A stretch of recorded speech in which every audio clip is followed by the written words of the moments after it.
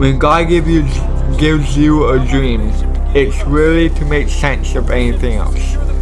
People call it crazy, they call it unrealistic, they say be normal, be safe, blah, blah, blah, blah. But the world speaks from fear, God speaks from purpose. And sometimes the very thing people call insane is the exact thing God calls obedient. There's a study from the Harvard Business Review showing that only 20% of people feel that they are living with real purpose, and the other 80% feel lost or stuck in this effed up world that we live in. That means most people around you are drifting, unmotivated, and confused. So your dream looks crazy to them, but technically you're awake in a world that's half asleep.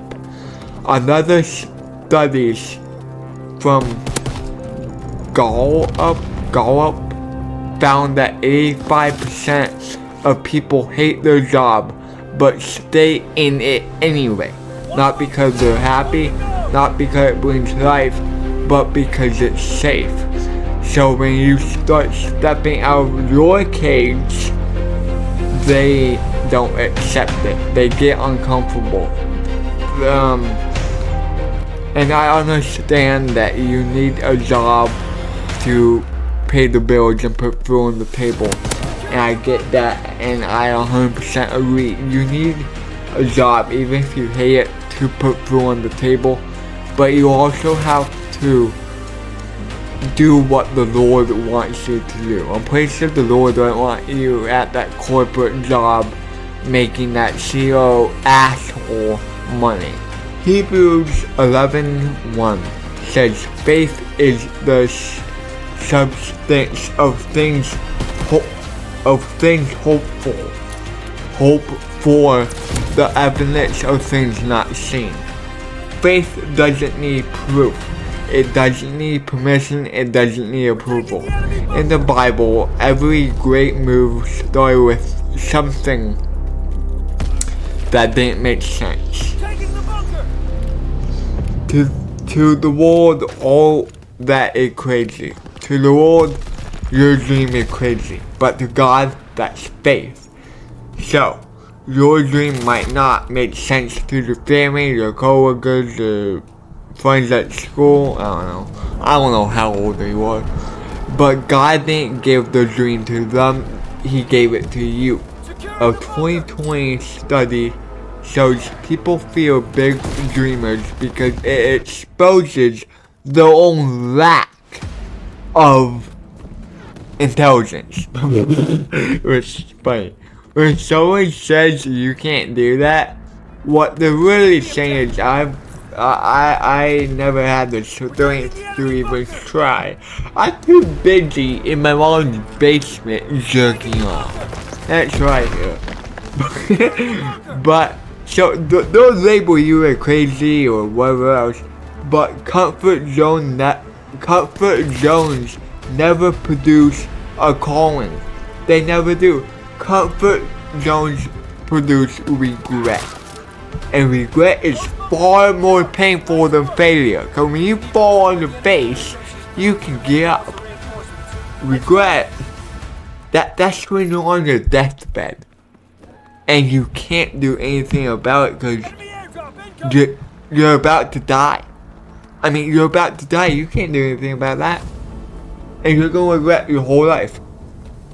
But walking with God means stepping before you see the outcome. Proverbs 3, 5-6 says, trust in the Lord with all your heart and lean not on your own understanding. That means your dream might not make sense on paper, and that's okay. It may not make the money yet. It may not make the connections yet. You may not have the support yet. But if God put it in your heart, He will put the results or the resources, I should say, not resources, the resources in your hands to make that dream a reality. So, your job is to take a step forward. His job is the outcome. People call it crazy. God calls it trust in Him. Trust in the Lord. Trust in Him. Sorry, I'm like having a hard time doing this. A 2021 study show that people with hope and long-term goals have a lower rate of depression and higher life of satisfaction, a better health overall. Why? Probably because God designed us to create, to grow, to build, to pursue something bigger than ourselves. Dreams keeps our souls alive. Purpose keeps your heart beating. The world wants you safe.